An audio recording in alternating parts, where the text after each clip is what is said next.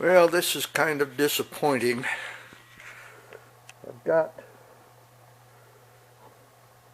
no music, unfortunately, on this 51 Plymouth radio.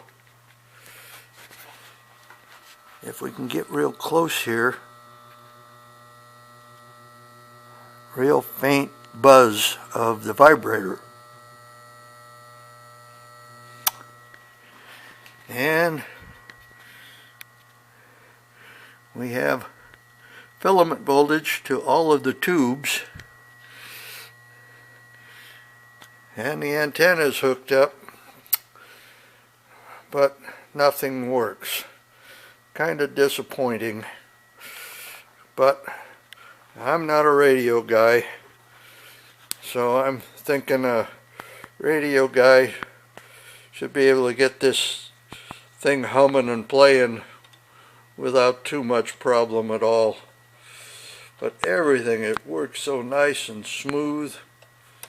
All these push buttons for station select work.